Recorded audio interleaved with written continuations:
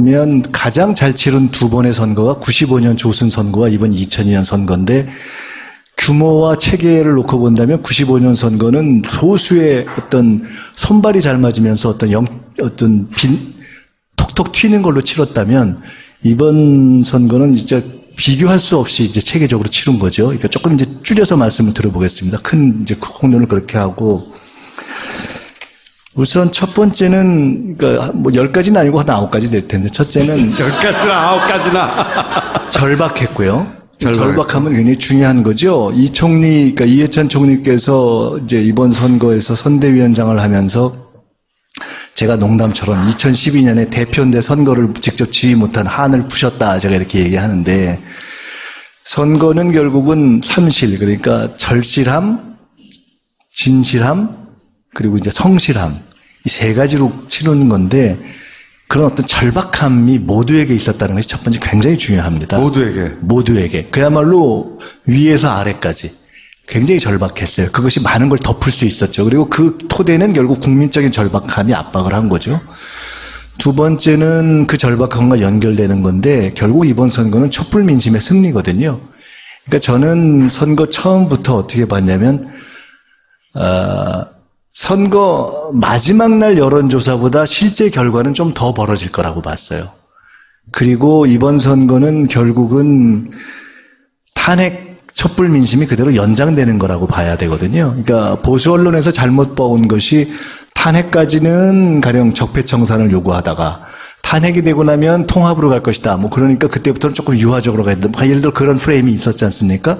근데 예를 들어 저는 그것이 틀렸다고 봤고 이번 선거를 치르는 데 있어서 가장 입장이 맞았던 것이 후보의 입장, 그 다음에 이번에 이제 수석으로 들어간 전병헌 수석 전략본부의 입장, 그 다음에 저는 이제 상황본부, 요 세 부분의 입장이 그런 이제 전략을 많이 끌어가는 편인데 아주 100% 일치됐어요. 그러니까 적폐청산을 통한 국민통합이라는 입장이 맞은 거죠. 그러니까 이런 겁니다. 통상적으로는 진보가 개혁과 정권 교체를 요구하고 보수는 현상 유지와 정권 유지를 요구한다면 그리고 그것이 진영 대 진영으로 갈라서 나타나는데 이번 선거는 그와 달리 기억하시겠지만 많은 정치인들이 탄핵이라는 이야기하기를 두려워했지 않습니까?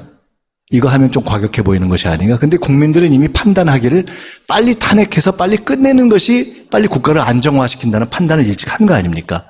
그래서 빨리 개혁해야 빨리 안정된다라는. 그래서 통상 개혁과 보수로 이 진영으로 날라지는 프레임이 이번에는 대한민국 전체에 있어서 빨리 개혁해야 빨리 안정된다라는 걸로 이게 중첩돼서 나타나는 다수를 형성하고 있었던 조건이 있었던 거예요. 그래서 이것이 사실은 지기 어려운 조건을 만들었고 탄핵에서 8대 0이라는 것을 보수 대법관들조차도 갈 수 없는 그 환경이 기본적인 선거 환경을 규정한 거죠. 이것이 큰 두 번째입니다. 그러니까 첫 번째 절박함, 두 번째는 이제 환경의 문제죠. 그리고 환경은 이런 거로도 설명할 수 있습니다. 97년에 DJ가 승리했는데 DJP라는 보수와의 연합 플러스 이인제의 이탈이라는 구조적인 환경이 아주 환상적으로 됐지만 그러나 그것만으로 승리하기 어려웠다고 지금 평가합니다. 뭐냐면 IMF라는 환경 때문에 DJ에 대해서 저거 좀 색깔이 이상하지 않아 라고 생각했던 사람들조차도 그 정권 교체에 대해서 결사적으로 반대하긴 좀 찝찝한 그리고 뭐 넘어가는 걸 어떻게 하겠어 라고 생각할 수 있을 정도의 정서적인 여유를 준 것이 결정타였다고 생각을 하거든요. 이번도 아까 여러 가지 환경에도 불구하고 안보와 경제의 위기라는 환경이 오히려 역으로 빨리 이것을 어차피 정권 교체는 해야 되는데 첫째 정권 교체는 공론이고 해야 되는데 어떻게 해야 비교적 안정적으로 정권 교체를 하지?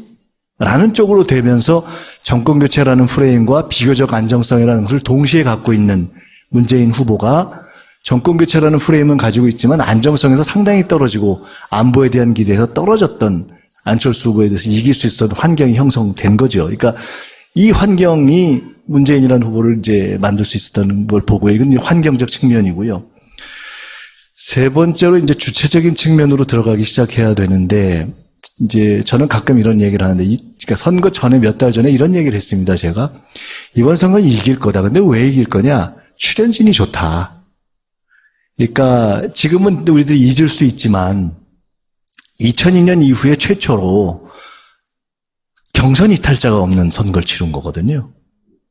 그러니까 이미 이것은 예고되어 있었던 거예요. 안희정, 이재명 등이 경선에서 이탈할 리도 없고 이탈해서 득을 볼 것도 없고 이탈할 정도를 훨씬 뛰어넘는 정치적 도덕성을 가지고 있는 후보들이었기 때문에 기본 출연진이 좋았고 게다가 아예 들어가지 않고 드랍했던 박원순, 김부겸 등을 포함해서 이 과정 전체를 보면 워낙 뛰어난 출연진이 이쪽에 가지고 있었던 거예요.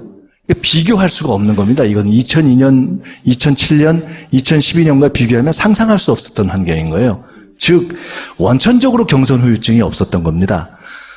선대위의 마지막 구성 과정에서 예를 들어서 뭐 박영선 의원 또 뭐 등등 혹시 저분들이 이탈하는 거 아니야? 또는 저분들이 참여함으로써 좋은 거 아니야? 라는 것이 있었지만 사실은 그건 미세한 파도에 불과하고 근본적으로 예를 들어 김종인 뭐 전 대표가 뭐 별 얘기가 다 있었지만 별 의미가 없었잖아요. 그러니까 이미 그건 의미가 없는 행위였거든요. 왜냐? 경선 후보인 안희정과 이재명이 움직이지 않기 때문에 그것을 지지했거나 그 변동을 통해서 뭔가를 득을 보려고 하는 세력이나 개인이 움직일 수 있는 공간이 이미 없었던 겁니다. 사실은 그래서 이것은 경선 후유증이 없는 큰 구조 자체에 있어서 우리의 후보와 참여했던 모든 분들에게 이 공의 상당 부분이 전 돌아간다고 봅니다. 이게 이제 세 번째고요. 그냥 쭉 설명해도 돼요? 물론이죠. 네. 잠시 쉬하고 오겠습니다. 우리 총수님께서 저한테 좀 관대하시거든요. 제가 다시는 이거 9개도 좀 전에 주제가 이거라고 해서 내려오기 전에 써봤어요. 그 짧은 시간에야. 네, 근데 이제. 미리 말했으면 몇 개 쏘았을까? 아니, 근데 평소에는 대여섯 개 생각이 나는데 이렇게 하길 잘한 것 같아요. 네 번째로는 이런 겁니다. 최초로 정당 정치의 발전 방향으로 볼 때 굉장히 바람직하다고 할 수 있는 당 주도의 선거가 이루어진 거예요. 97년도 DJ 선거는 당을 전적으로 장악했던 김대중 대통령이 후보이자 총재인 상태에서 당을 장악해서 치른 선거였기 때문에 어떤 당과 후보의 문제에 대한 고민이 없었습니다. 개인의 파워가 강했다. 그렇죠. 이미 전일적으로 장악하고 있었던 당의 총재가 후보가 됐기 때문에 그리고 그렇게 선택한 배경에는 그러한 김대중 총재조차도 과거의 경험에서 당이 받쳐주지 않는 후보가 됐을 때 정말 힘들었다는 경험에 바탕했었어요. 그것이 과거 70년 신민당 후보 시절이에요. 2002년 노무현 후보 선거는 잘 아시다시피 당을 장악해 본 적이 없고 당에 기반이 없는 후보가 되고 당의 받침이 흔들리는 상태에서 치러서 선거도 어려웠고 이겼지만 결국은 그 후유증이 끝까지 가도 당이 분당되고 그걸로 끝난 게 아니라 정권 내내 분열했다가 결국은 정권 재창출도 실패한 10년이 되는 선거를 치른 겁니다. 그리고 2012년 이제 그렇게 또 한 번 그 후유증을 해서 아예 지지자들이 투표를 안 한 선거 아닙니까? 근데 2017년은 사실은 당 주도의 선거를 했고 또 그 배경에는 직전에 문재인 후보가 대표를 했었다는 점이 작용한 겁니다. 이미 문재인 후보가 당을 한번 장악해 봤었기 때문에 그 당의 안정성에 대한 자신이 있었고 그랬기 때문에 후보가 경선 상당 기간 전에 제가 통합을 하고서 한번 말씀을 나눌 기회가 있었는데 저한테 사실은 경선에 대해서는 별 걱정을 안 한다. 그리고 그 정도 되면 내가 후보가 되겠느냐라는 자신감을 저한테 말씀하신 적이 있었어요. 그러니까 이제 당의 토대가 갖춰져 있었던 거고 그런 점에서 선거를 치렀는데 돌이켜보면 2002년 이후에 최초로 당이 정상적으로 살아있는 상태에서 치른 선거입니다. 당이 살아있다는 것은 2002년 이후에 최초로 당 대표가 정상인 상태에서 치른 거예요. 이건 굉장히 정치를 말하는 건가요? 굉장히 중요해요. 당 대표가 어떤 의미냐면 2002년 당시에 하나갑 대표가 당 대표였지만 사실상 선대위원장 노릇을 못했습니다.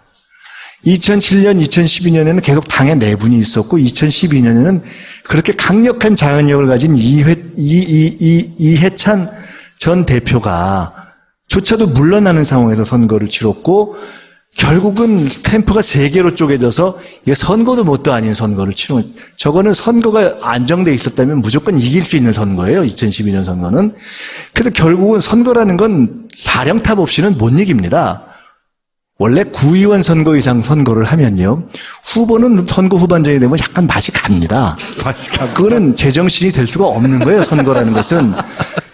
선거는 반드시 선거를 치러주는 사령부가 별도로 존재해야 합니다. 맛이 어떻게 갑니까? 예를 들면. 선거 후반이 되면 모든 사람이 이 일정이 중요하다고 이야기합니다. 그럼 정신을 못 차리는 거예요. 선거는 결국 일정과 메시지로 나타나는 후보로 외연되는 전체 역량의 총합입니다. 전체 역량이 종합돼서 후보의 말과 일정으로 표현되는 겁니다. 그러면 전략에 의한 일정의 판단과 전략에 의한 말의 표현으로 나타나는 거거든요. 근데 후보가 나중에 와서 모든 사람이 부인부터 선거 운동원까지 여기를 꼭 가야 됩니다 하면 개판되는 거예요. 가령. 근데 2012년 선거는 결국 그걸 못한 거거든요. 그래서 마지막 일주일을 남겨두고 선거의 안정성을 위해서 정세균 전 대표를 끌어들여서 일주일 선거 지휘탑을 만들었지만 역시 결국 못해보고 끝난 거거든요. 이해찬, 정세균이라는 당시 야당의 최고봉들이 그냥 무너진 거거든요. 그거는. 그런데 2017년 선거는 당이 정상적으로 살아있는 상태에서 선거를 치른 거예요. 이건 추미애 대표 개인의 문제가 아니라 어쨌든 그 별로 한 거 개인이 없다, 뭐. 아니 그렇지 않아요. 추미애 대표는 개인의 문제로 받아들이지. 그렇지 않아요. 그것은 그 개인의 굉장히 잘해서 그러는 것이냐, 안 그럴 수도 있지만 그 개인이 그 당시까지 상황을 그렇게 존속 상태로 끌고 가는 것은 누가 뭐래도 부정할 수 없는 공입니다. 그 두 가지가 다 있는 거예요. 그러니까 그것을 더더덜도 아니게 평가할 필요가 있어요. 그런데 당대표가 살아있는 선거였고 당대표가 경선이 진행되고 있는 중에 일정 기간 전부터 선거를 준비한 선거였어요. 그러니까 당이 공약도 준비하고 그 선대위 준비 체계도 갖춰서 이게 선대위를 준비했단 말이에요. 그리고 후보 자신이 당 주도의 선거를 치르겠다고 이야기해서 사실상 당이 살아있는 상태에서 치른 유일한 선거입니다, 이게. 그리고 이것이 앞으로 한국 정치와 정당에 가야 할 모델입니다. 자, 이것이 이제 또 하나 있겠고. 아직 반도 안 갔네? 아니, 이제 아직 반도 안 갔어요. 근데 이제 중간중간에 궁금한 거 있으면 뭐 질문하셔도 되는데. 그리고 그 선대위가 비교적 굉장히 안정적이었죠. 그러니까 제가 경선 캠프 3개가 존재하고 마지막에 그거를 얽어야 하는 당 차원의 선거 기획단장이었는데 마지막에 승리한 캠프인 문재인 캠프의 대리인과 제가 만나서 전체 선대위를 어떻게 구성할 거냐를 이야기해서 선대위를 구성했는데 실제로 그걸 넣고 뭐 이러니 저러니 잡음이 있는 것처럼 됐지만 실제로는 그 정도 그걸 잡음이라고 본다면 잡음이라는 말을 쓰기가 민망할 정도로 조속히 정리가 된 것이었고 실제로 문재인 캠프에서 요구하고 주장했던 선대위보다 훨씬 잘 짠 선대위였거든요. 즉 원안대로 됐다면 문재인 캠프 플러스 당 약간이었을 것을 당이 관여함으로써 실제 선대위의 모습은 문재인 캠프 플러스 안희정 캠프 플러스 이재명 캠프 플러스 노 캠프, 즉 제 표현으로 한다면 아무 데도 참여하지 않았던 분들, 대표적으로 이번에 원내대표가 된 우원식, 이하경, 노웅래, 김현미 이런 분들이 아무 데도 안 낀 분들인데 11개의 본부장 중에서 4개를 맡았어요. 이건 당이 관여했기 때문에 그렇게 된 겁니다. 그리고 예를 들어 캠프에서 요구하는 본부장의 요구를 당이 당의 질서에 따라 조정했거든요. 예를 들어 정책위의 정책본부장을 캠프본부장과 정책위 의장 윤호중을 공동으로 하자 하면 맞춰보니까 선수가 안 맞으면 미안하지만 그건 못하겠다. 캠프에 불만이 있어. 가령 이런 정리를 한 거예요. 어쨌든 이게 이제 선대위가 굉장히 조속히 안정이 된 선거입니다. 그러니까 그 다음에 반쯤 했으니까 좀 쉴까요? 빨리 해주세요. 예, 빨리 할게요. 또 하나는 이제 5개째인데 선거의 리더십이 굉장히 안정돼 있었어요. 그러니까 체계가 갖춰졌을 뿐만 아니라 사실상 현재 민주당에서 가용한 동원 가능한 최고의 리더십들이 선거 캠프에 있었어요. 그러니까 실제로 선거의 최고 베테랑이라고 할 수 있는 이해찬 선대위원장이 사실상 상임선대위원장인 추미애 대표를 서포트하면서 10여 명의 선대위원장 중에 뭐 사실상 수석격으로 이렇게 전략 전반에 대한 이야기를 뭐 저희와 같이 하고 심지어 막판에는 제가 농담처럼 최고위급 일정팀장으로 총리급이 최고위급 일정팀장으로 작용했던 일정을 짜는 것까지 마지막에는 같이 전략회의를 해서 이렇게 총괄을 해서 한 이해찬 총리가 100% 기능을 했고 또 추 대표도 그 선거 경험을 거의 100% 활용해서 또 열심히 뛰었고 송영길 총괄 그다음에 제가 상황으로 하면서 이제 둘이 현장 본부에서는 거의 이제 실질적인 사령 역할을 한 것인데 그런 넷 정도가 선거의 경험이 그래도 가장 있다고 하는 부분이 딱 뭉쳐서 안정돼 있었거든요. 그것도 굉장히 중요하다고 봅니다. 별 이렇게 그러니까 한 달이 두 달이 건너는 것이 없이 그냥 바로바로 정리돼서 누가 이렇게 얘기하더라고요. 2012년 선거는 어떤 문제가 어디서 결정되는지를 마지막까지 몰랐던 선거였던 데에 반해서 이번 선거는 어떤 문제가 언제 어디서 결정되느냐가 굉장히 빨리 파악되고 바로바로 처리를 했기 때문에 가령 이것이 이제 중요한 겁니다. 이건 이후에 굉장히 중요한 경험이 될 거예요. 또 하나 이제 가령 이것이 주로 캠프의 문제라면 아까 이제 환경 그다음에 캠프의 문제를 말씀드렸는데 이제는 그러니까 후보들의 문제를 말씀드릴 수 있는데 간단히 말씀드리면 첫째는 저는 후보가 굉장히 진화했다고 봅니다.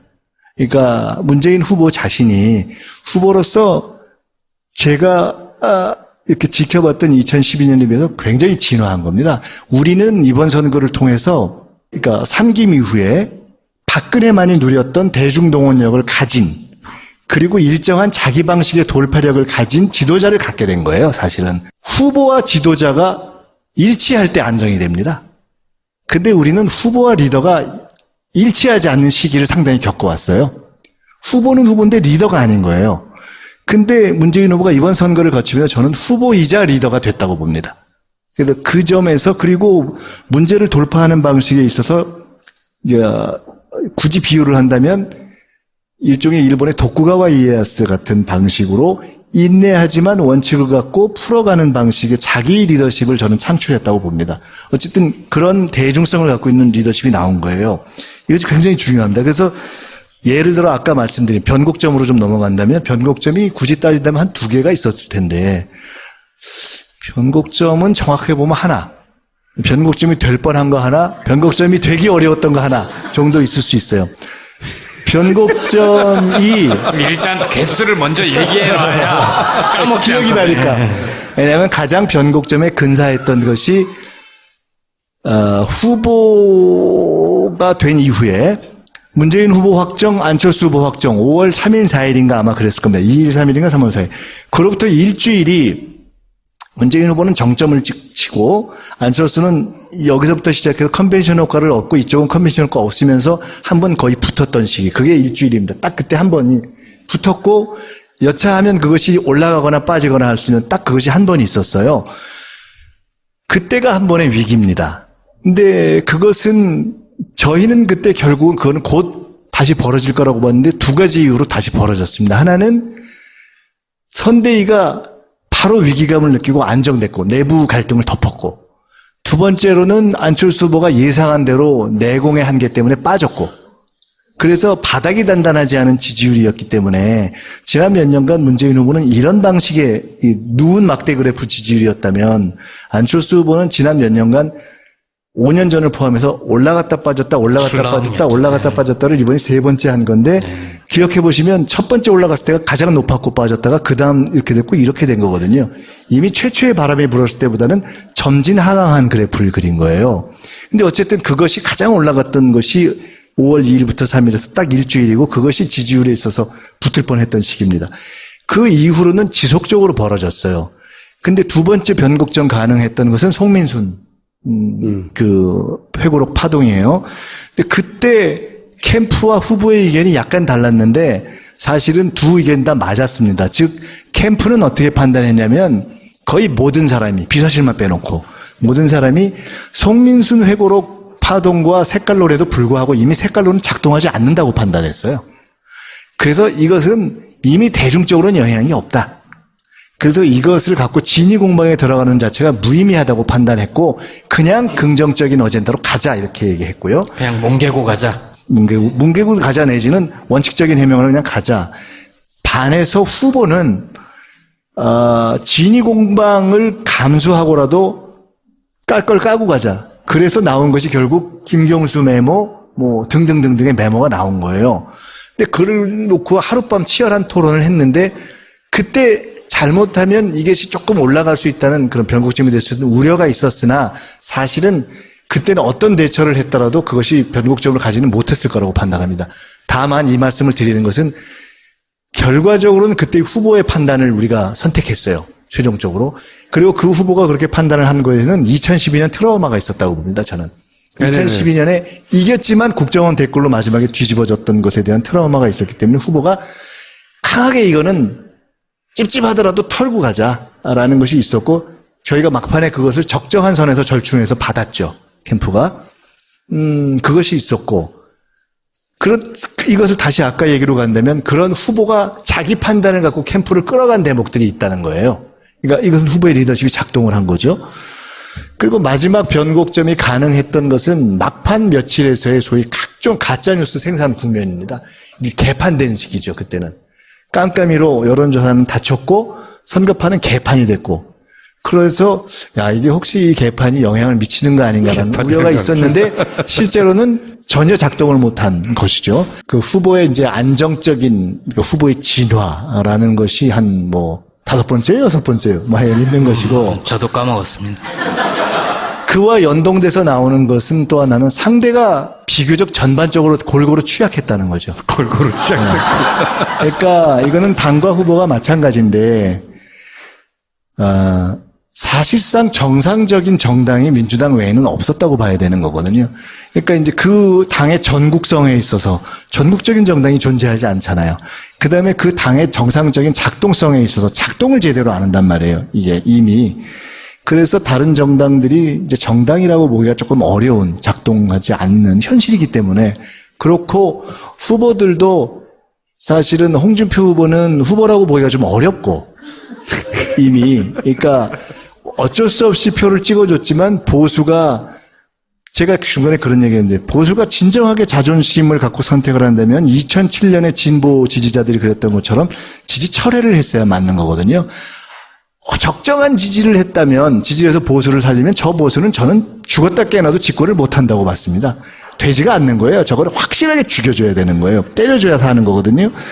그럴 정도로 자존심을 뭉개는 후보가 나온 것이고 그리고 이제 바른정당은 후보의 취약성이 있는 것이고 유승민 후보가 갖는 상대적인 건강성에도 불구하고 워낙 시대적인 틀로 봐서 맞지 않는 이 외교안 보관을 갖고 있었기 때문에 안 되는 거거든요. 국정에 대해서 얘기하기가 어렵고 그리고 안철수 후보는 사실은 이 큰 방향 자체가 당을 끌고 가기도 그렇고 자기를 끌고 가기도 그렇고 이 상황에서 자기의 노선 자체를 자기가 정확하게 이야기하기 어려운 후보였잖아요. 그러니까 이런 점에서 후보들이 상대적으로 골고루 취약했고 당도 골고루 취약했다. 이제 이러한 것이 있겠죠. 저도 하다 보니까 숨차네요. 근데 이제 거의 다 온 것 같아요. 근데 얘기 나온 거 한 2개만 더 말씀하면 쉬었다 할까요? 이제 거의 된 것 같은데 2개 남았네요. 거의 2개 남았다. 하나는 이제 대한민국의 정치나 선거에 끊임없이 구조적으로 영향을 미치는 것은 결국은 대한민국의 지정학적 특성 때문에 결국은 미국을 핵심으로 하는 외국, 그러니까 강대국과 북한 아니겠습니까? 근데 어찌됐건 의도가 있었다 손치더라도 그 주변국들의 적극적 작동에 한계가 저는 있었다고 봅니다. 이제 미국도 그렇고 생각이 있었을 수 있다 하더라도 사드 문제도 있었고 여러 가지 있었지만 그것이 이미 대한민국의 국력이라든가 또는 이번에 이 전체 국면을 끌어간 대한민국 국민의 촛불의 어떤 단단함이라든가 이런 것 속에서 작동할 의도가 있다 하더라도 작동하기가 어려웠던 거죠. 북한 또한 전 그렇다고 봅니다. 북한이 사실은 우리 선거에 있어서 대한민국 선거의 진보 세력에게 선거의 결과라는 점에서 본다면 그다지 긍정적으로 작용했던 적이 별로 없습니다. 실제로. 그들의 의사가 어떠하든지 간에. 그런데 결국 그 두 가지 다가 거의 작동을 못하는 환경에서 전 치러졌다고 봅니다. 이것과 연관해서 이제 끝으로 말씀드릴 것은 그런 변수들이 있다선 치더라도 변수들을 작동시킬 수 있는 메커니즘이 굉장히 취약해졌다. 이 말은 다시 말씀드리면 이미 우리 김어준 총수님 같은 분을 핵심으로 하는 이런 우리가 자체가 만들어 놓은 직접 민주주의적 언론 환경이 이 색깔론이든 주변 환경의 작동이든 아니면 마지막에 가짜 뉴스건 이런 것들은 작동 자체가 불가능한 일종의 대중적 검열, 대중적 정화 시스템이 만들어져 버린 거예요. 그래서 이것이 저에게는 엄청나게 유리한 환경으로 작동했다. 대충 끝난 것 같은데요. 우선 뭐 대략 이런 정도가 큰 대략 이런 정도요?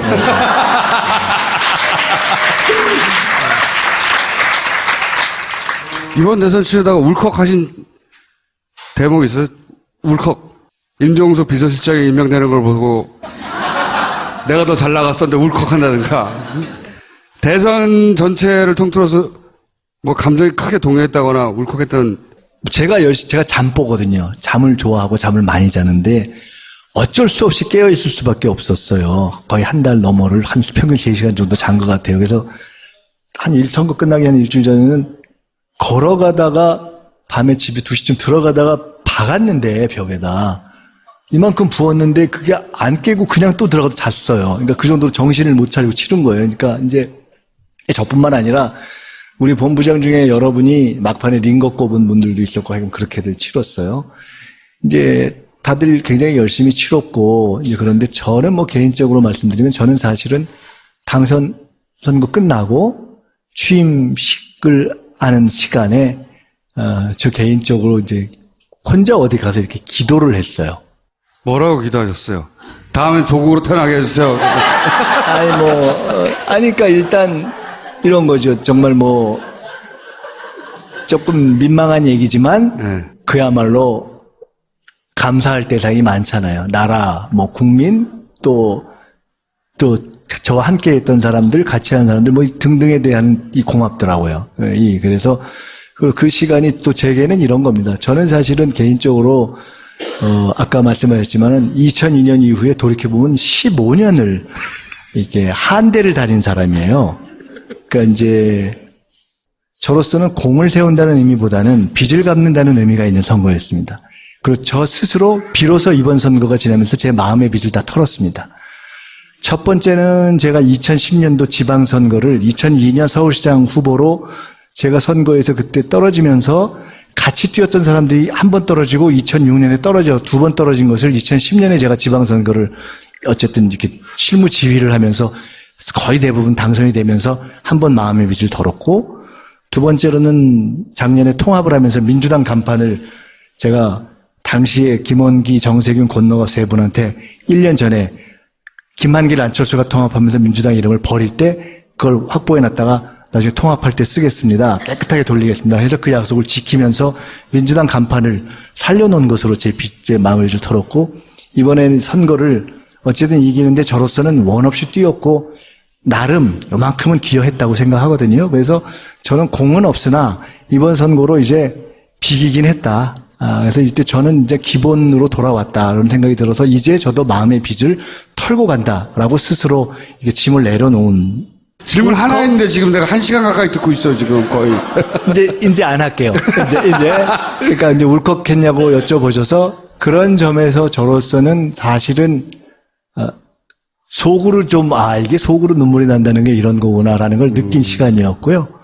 그렇지만 굉장히 한편으로 해피했습니다. 왜냐면, 여기 이해찬, 자주 나오시잖아요. 너무 좋아요. 인연이 있지만, 사실은 제 대학교 과선배입니다. 그런데, 굉장히 까칠하잖아요. 그 양반이, 예를 들어 후배의 선대위원장을 해준다는 게 쉽겠어요? 2002년에 서울시장으로 제가 나왔을 때 10년 후배인 저의 선대위원장을 해주셨습니다. 그만큼 저를 아끼시고 제가 굉장히 따랐던 선배입니다. 2002년에 노무현 후보가 됐을 때 저한테 사실은 내가 기획본부장 할 테니까 네가 부본부장하고 선거 치르자라고 말씀을 하셨을 때 저는 서울시장 떨어지고 이제 안 뜁니다. 잠깐 정치 손 띨 거고 내가 북한의 유학생들 해외 보내는 장학재단 만드는 국제재단 일을 하겠습니다라고 하니까 야 그거 괜찮다라고 해서 제가 손 놓고 있다가 상황이 복잡하게 돌아가서 야 이거 뛸 수밖에 없겠구나 해서 제가 단일화를 위해서 몸을 움직일 때 그때 마침 이해찬 선배가 중국 출장을 가시는 바람에 그 마지막 상의를 못한 게 두고두고 제가 굉장히 솔직히 얘기해서 국민들이나 지지자들에게 죄송한 거 빼놓고 정치하는 사람들에게 미안한 거는 많지 않은데 제가 예를 들어 이해찬 선배님한테는 굉장히 미안한 대목이 남아있었거든요. 그것을 오랫동안에 걸쳐서 조금씩 이렇게 말씀도 하고 일을 하면서 했는데 저 개인적으로는 참 오랜만에 아까 말씀드린 95년 조선 선거를 정말 신나게 치렀거든요. 저희가 이해찬, 김민석 그리고 백이선 셋이 치렀던 선거인데 정말 오랜만에 같이 치른 거예요. 그러니까 너무 해피했던 거예요. 그래서 제가 끝나고 말씀드렸습니다. 저는 이번 선거를 정말 오랜만에 선거 전체를 이긴 것도 좋지만 같이 이렇게 어우러져서 치른 거 그리고 특히 이렇게 모시고 같이 치러서 난 정말 행복했습니다라고 얘기했고 그것이 진심입니다라고 얘기했고 그것을 제가 선대위 해단식 할 때 진짜로 얘기를 했어요. 그래서 저는 3번의 빚을 털어서 이제 마음의 빚을 조금 덜었고 그리고 이해찬 선배님한테도 말씀드렸지만 정말 행복했다. 라고 말씀드렸어요. 그래서 같이 이렇게 치룰 수 있어서 저는 굉장히 아주 해피한 시간이었다 이렇게 생각합니다. 질문을 못 하겠어요. 그러니까 저도 질문 하나 할 거 있는데 안 하려고. 한꺼번에 묶어서 말씀드릴게요. 한 번에 묶어서. 짧게 얘기해 주셔야 돼요. 안철수, 홍준표, 유승민, 심상정의 차기 대선 가능성에 대해서 묶어서 간단하게 1, 2, 3 하지 마시고 일단 먼저 안철수의 차기 대선 가능성? 그런 상상력이 발동되지 않는데요. 다음에 포스터 붙을 일이 없다. 이렇게 말씀하시고. 그러면 안 된다는 거잖아요. 이제 사람은 계속 노력에 의해서 변하고 그건 누구도 예단할 수 없기 때문에 이제 안철수 후보 본인의 정말 놀라운 결심과 놀라운 노력에 의해서 마치 문재인 후보가 권력 의지가 없다라는 평가를 받았다가 지난 5년간 놀라운 변화를 한 거거든요. 그리고 제가 보기에는 이미 놀라운 노력을 시작한 분들이 몇 분 있습니다. 이번 경선을 뛰었던 분들 전체를 놓고 볼 때 이미 시작이 됐다고 저는 봐요. 그런데 그렇기 때문에 그것은 안철수 개인에게 이제 주어진 엄청난 몫이라고 생각하고요. 그래서 그에 대해서 제가 폄하할 필요가 없는 것이기 때문에 이를 가타부터 얘기하기 적절치 않으나 다음으로 넘어가죠. 다만 별로 저는 상상되지 않는다. 별로 상상되지 않는다. 아, 4명 다 물어야 되나? 안철수 힘이 다 빠져버렸네, 벌써. 그러면 다른 사람 말고 유승민 의원의 가능성에 대해서만 제가 여쭤볼게요. 그것은 상상은 할 수 있으나 유승민 후보가 이 변화하는 대한민국의 환경에 적합한 정도로 자신의 외교안보관을 변화시키지 않는다면 그건 상상은 할 수 있으나 바람직한 일은 아니라고 봅니다. 마지막 질문 드릴게요. 용기를 얻었어요? 네. 마지막 답변에? 민주정책연구원장을 잘 하시고 그 다음에 뭘 하고 싶으세요? 일단 제가 오늘 이제 얘기를 했는데 일단 첫 번째 과제가 100년 정당 100일 플랜을 만들 겁니다. 곧. 100년 전당을 알겠는데 100인 플랜은 뭐예요? 100년 정당은 가깝게는 지방선거 승리와 국민 친화적 개헌. 조금 더 가면 5년 동안의 국정의 성공. 더 나아가면 통일까지 끌고 갈 수 있는 지속적인 집권 또는 집권을 하든 안 하든 안정적인 주도적 정치 세력으로서의 성장. 이것을 하려면 결국은 정치 세력이 안정돼야 되고 그러려면 100년 정당으로 재탄생해야 되기 때문에 그런 목표이고요. 그것이 가장 중요하다고 봅니다. 그리고 100일 플랜은 그것을 해낼 수 있는 것을 100일 내에, 그러니까 100일 내에 저는 해야 된다고 봅니다. 그러니까 정책도 조직도 제도도 기회가 있다면 또 하나 둘 셋 넷 할 수 있지만 굉장히 많이 바꿀 것들이 있습니다. 그래서 그걸 100일 내에 저는 정부보다 빨리 뛰어서 해야 된다고 봅니다. 원장 다음은 뭐 하시려고요? 그것을 100일 동안에 할 거고요. 하고 나서? 이번에 여러 가지 설이 있었습니다만은 저로서는 제가 가장 해피한 지금 포지션을 맡은 겁니다. 실제로. 그러면 앞으로 오는 동안 그것만 하시려고요? 그건 아니고요. 그러니까 그 다음이 그것은 뭐냐죠. 그건 알 수 없죠. 왜냐하면 내년 지방선거까지는 일단 저는 당을 지방선거에 예를 들어 도지사 이런 거 나가시려고요? 시장이나? 뭐 그건 아니고요. 예.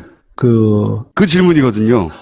그거는 그때 봐야 되는데 지금 별로 생각은 안 하고 있어요. 그러니까 일단은 지방선거 승리까지는 만약에 다른 변동이 없다면 일단 그것까지 이기는 거는 어느 정도는 서포트를 좀 해야 되는 것이 아닌가 생각을 하고 있어요. 근데 뭐 차출될 일이 있을지 잘 모르겠고. 예. 여기까지 하겠습니다. 가령부가 별도로 존재해야 합니다. 맛이 어떻게 갑니까? 예를 들면. 선거 후반이 되면 모든 사람이 이 일정이 중요하다고 이야기합니다. 그럼 정신을 못 차리는 거예요. 선거는 결국 일정과 메시지로 나타나는 후보로 외연되는 전체 역량의 총합입니다. 전체 역량이 종합돼서 후보의 말과 일정으로 표현되는 겁니다. 그러면 전략에 의한 일정의 판단과 전략에 의한 말의 표현으로 나타나는 거거든요. 근데 후보가 나중에 와서 모든 사람이 부인부터 선거운동원까지 여기를 꼭 가야 됩니다 하면 개판되는 거예요. 가령. 근데 2012년 선거는 결국 그걸 못한 거거든요. 그래서 마지막 일주일을 남겨두고 선거의 안정성을 위해서 정세균 전 대표를 끌어들여서 일주일 선거 지휘탑을 만들었지만 역시 결국 못 해보고 끝난 거거든요. 이해찬, 정세균이라는 당시 야당의 최고봉들이 그냥 무너진 거거든요, 그거는.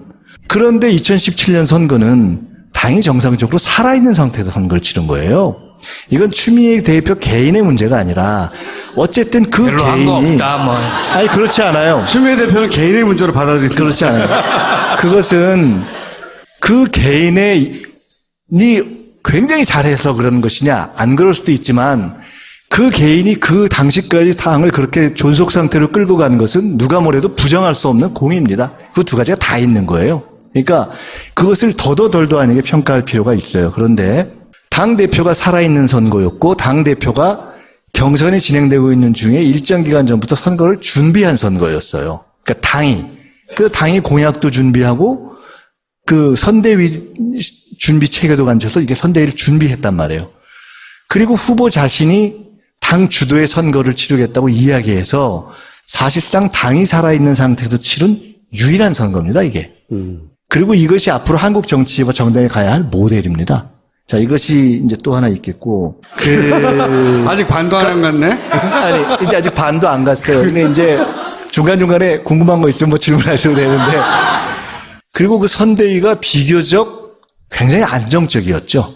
그러니까 제가 경선 캠프 3개가 존재하고 마지막에 그거를 얽어야 하는 당 차원의 선거 기획단장이었는데 각 마지막에 승리한 캠프인 문재인 캠프의 대리인과 제가 만나서 전체 선대위를 어떻게 구성할 거냐를 이야기해서 선대위를 구성했는데 실제로 그거를 꼭 넣고 뭐 이러니 저러니 잡음이 있는 것처럼 됐지만 실제로는 그 정도 그걸 잡음이라고 본다면 잡음이라는 말을 쓰기가 민망할 정도로 조속히 정리가 된 것이었고 실제로 문재인 캠프에서 요구하고 주장했던 선대위보다 훨씬 잘 짠 선대위였거든요.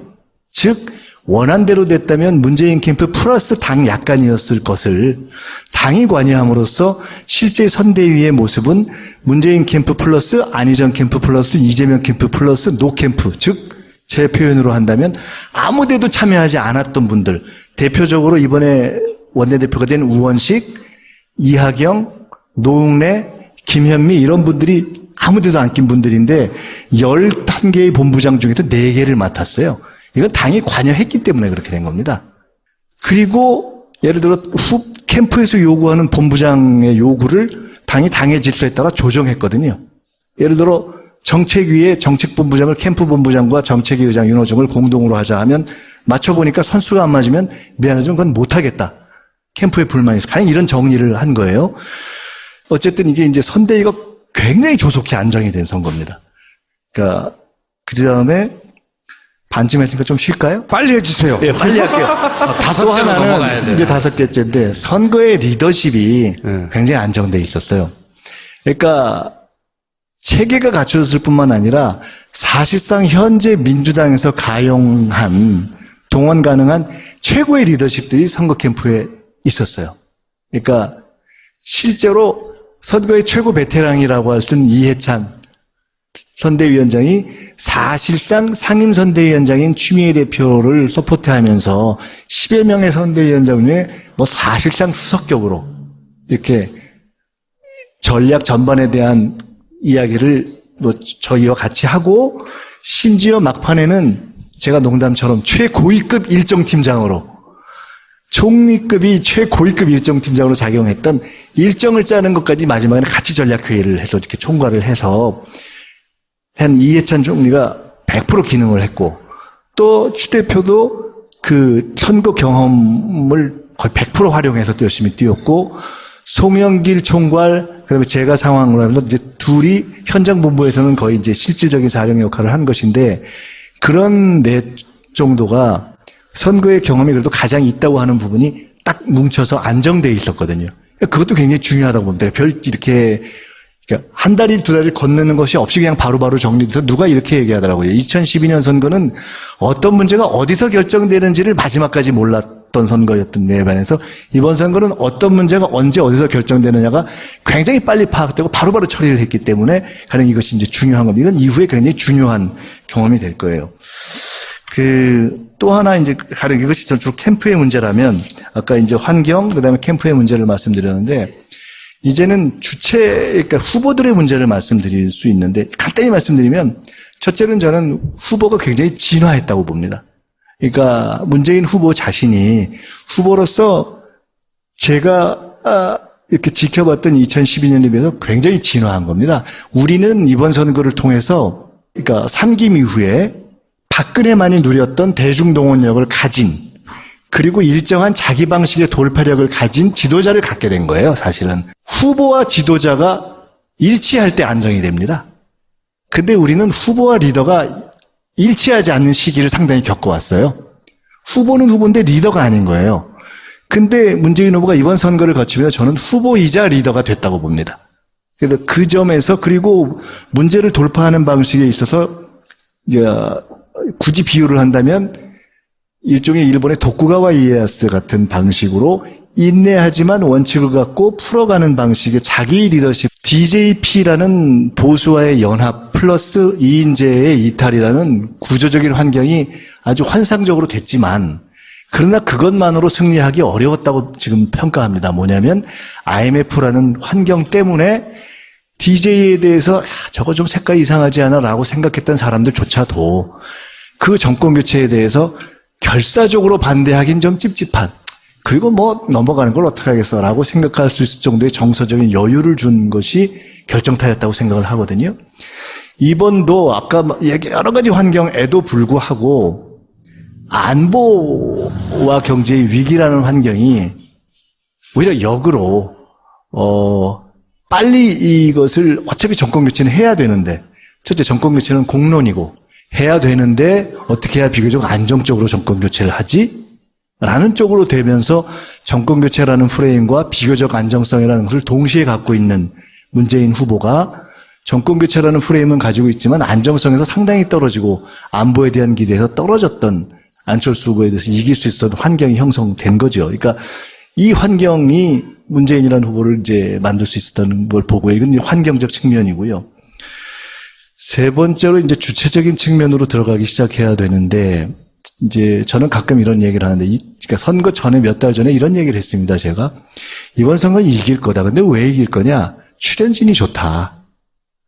그러니까 지금은 우리들이 잊을 수 있지만 2002년 이후에 최초로 경선 이탈자가 없는 선거를 치른 거거든요. 그러니까 이미 이것은 예고되어 있었던 거예요. 안희정, 이재명 등이 경선에서 이탈할 리도 없고 이탈해서 득을 볼 것도 없고 이탈할 정도를 훨씬 뛰어넘는 정치적 도덕성을 가지고 있는 후보들이었기 때문에 기본 출연진이 좋았고, 게다가 아예 들어가지 않고 드랍했던 박원순, 김부겸 등을 포함해서 이 과정 전체를 보면 워낙 뛰어난 출연진이 이쪽에 가지고 있었던 거예요. 비교할 수가 없는 겁니다. 이건 2002년, 2007년, 2012년과 비교하면 상상할 수 없었던 환경인 거예요. 즉 원천적으로 경선 후유증이 없었던 겁니다. 선대위의 마지막 구성 과정에서 예를 들어서 뭐 박영선 의원 또 뭐 등등 혹시 저분들이 이탈하는 거 아니야? 또는 저분들이 참여함으로써 좋은 거 아니야? 라는 것이 있었지만 사실은 그건 미세한 파도에 불과하고 근본적으로 예를 들어 김종인 전 대표가 별 얘기가 다 있었지만 별 의미가 없었잖아요. 그러니까 이미 그건 의미가 없는 행위였거든요. 왜냐? 경선 후보인 안희정과 이재명이 움직이지 않기 때문에 그것을 지지했거나 그 변동을 통해서 뭔가를 득을 보려고 하는 세력이나 개인이 움직일 수 있는 공간이 이미 없었던 겁니다. 사실은 그래서 이것은 경선 후유증이 없는 큰 구조 자체에 있어서 우리의 후보와 참여했던 모든 분들에게 이 공의 상당 부분이 전 돌아간다고 봅니다. 이게 이제 세 번째고요. 그냥 쭉 설명해도 돼요? 물론이죠. 네. 잠시 우리- 쉬하고 오겠습니다. 우리 총수님께서 저한테 좀 관대하시거든요. 제가 다시는 이거 9개도 좀 전에 주제가 이거라고 해서 내려오기 전에 써봤어요. 그 짧은 시간에야. 네, 근데 이제. 미리 말했으면 몇 개 쏘았을까? 아니, 근데 평소에는 대여섯 개 생각이 나는데 이렇게 하길 잘한 것 같아요. 네 번째로는 이런 겁니다. 최초로 정당 정치의 발전 방향으로 볼 때 굉장히 바람직하다고 할 수 있는 당 주도의 선거가 이루어진 거예요.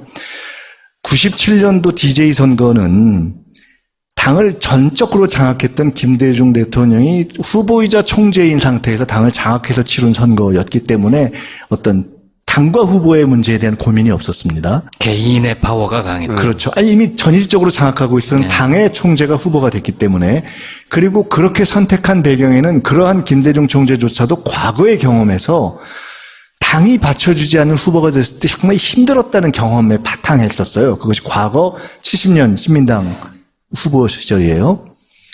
2002년 노무현 후보 선거는 잘 아시다시피 당을 장악해 본 적이 없고 당에 기반이 없는 후보가 되고 당의 받침이 흔들리는 상태에서 치러서 선거도 어려웠고 이겼지만 결국은 그 후유증이 끝까지 가도 당이 분당되고 그걸로 끝난 게 아니라 정권 내내 분열했다가 결국은 정권 재창출도 실패한 10년이 되는 선거를 치른 겁니다. 그리고 2012년 이제 그렇게 또 한 번 그 후유증을 해서 아예 지지자들이 투표를 안 한 선거 아닙니까? 근데 2017년은 사실은 당 주도의 선거를 했고 또 그 배경에는 직전에 문재인 후보가 대표를 했었다는 점이 작용한 겁니다. 이미 문재인 후보가 당을 한번 장악해 봤었기 때문에 그 당의 안정성에 대한 자신이 있었고 그랬기 때문에 후보가 경선 상당 기간 전에 제가 통합을 하고서 한번 말씀을 나눌 기회가 있었는데 저한테 사실은 경선에 대해서는 별 걱정을 안 한다. 그리고 그 정도 되면 내가 후보가 되겠느냐라는 자신감을 저한테 말씀하신 적이 있었어요. 그러니까 이제 당의 토대가 갖춰져 있었던 거고 그런 점에서 선거를 치렀는데 돌이켜보면 2002년 이후에 최초로 당이 정상적으로 살아있는 상태에서 치른 선거입니다. 당이 살아있다는 것은 2002년 이후에 최초로 당 대표가 정상인 상태에서 치른 거예요. 이건 굉장히 정신을 말하는 건가요? 굉장히 중요해요. 당 대표가 어떤 의미냐면 2002년 당시에 하나갑 대표가 당 대표였지만 사실상 선대위원장 노릇을 못했습니다. 2007년, 2012년에는 계속 당의 내분이 있었고 2012년에는 그렇게 강력한 자은력을 가진 이해찬 전 대표가 조차도 물러나는 상황에서 선거를 치렀고 결국은 캠프가 세 개로 쪼개져서 이게 선거도 뭣도 아닌 선거를 치른 저거는 선거가 안정돼 있었다면 무조건 이길 수 있는 선거예요. 2012년 선거는. 그래도 결국은 선거라는 건 사령탑 없이는 못 이깁니다. 원래 구의원 선거 이상 선거를 하면요. 후보는 선거 후반전이 되면 약간 맛이 갑니다. 그거는 제정신이 될 수가 없는 거예요. 선거라는 것은.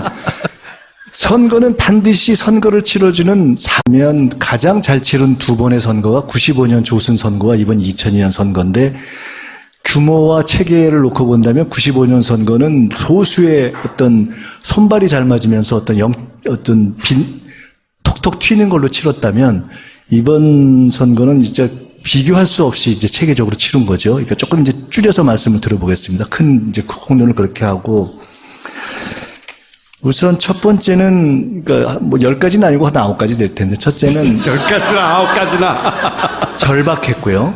절박함은 굉장히 중요한 거죠. 이 총리, 그러니까 이해찬 총리께서 이제 이번 선거에서 선대위원장을 하면서 제가 농담처럼 2012년에 대표인데 선거를 직접 지휘 못한 한을 푸셨다. 제가 이렇게 얘기하는데 선거는 결국은 삼실, 그러니까 절실함, 진실함, 그리고 이제 성실함.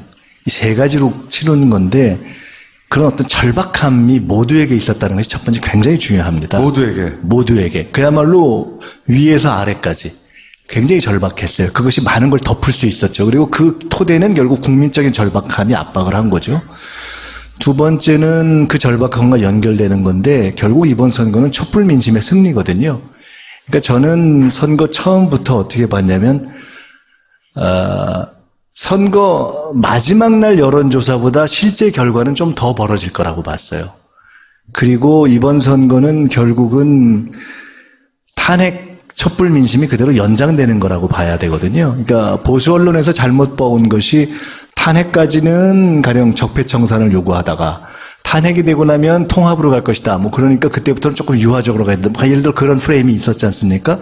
근데 예를 들어 저는 그것이 틀렸다고 봤고 이번 선거를 치르는 데 있어서 가장 입장이 맞았던 것이 후보의 입장, 그 다음에 이번에 이제 수석으로 들어간 전병헌 수석 전략본부의 입장, 그 다음에 저는 이제 상황본부, 요 세 부분의 입장이 그런 이제 전략을 많이 끌어가는 편인데 아주 100% 일치를 했어요. 그러니까 적폐청산을 통한 국민통합이라는 입장이 맞은 거죠. 그러니까 이런 겁니다. 통상적으로는 진보가 개혁과 정권 교체를 요구하고 보수는 현상 유지와 정권 유지를 요구한다면 그리고 그것이 진영 대 진영으로 갈라서 나타나는데 이번 선거는 그와 달리 기억하시겠지만 많은 정치인들이 탄핵이라는 이야기하기를 두려워했지 않습니까?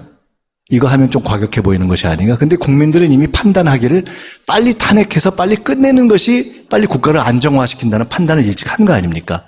그래서 빨리 개혁해야 빨리 안정된다라는. 그래서 통상 개혁과 보수로 이 진영으로 날라지는 프레임이 이번에는 대한민국 전체에 있어서 빨리 개혁해야 빨리 안정된다라는 걸로 이게 중첩돼서 나타나는 다수를 형성하고 있었던 조건이 있었던 거예요. 그래서 이것이 사실은 지기 어려운 조건을 만들었고 탄핵에서 8대 0이라는 것을 보수 대법관들조차도 갈 수 없는 그 환경이 기본적인 선거 환경을 규정한 거죠. 이것이 큰 두 번째입니다. 그러니까 첫 번째 절박함, 두 번째는 이제 환경의 문제죠. 그리고 환경은 이런 거로도 설명할 수 있습니다. 97년에 DJ가 승리했는데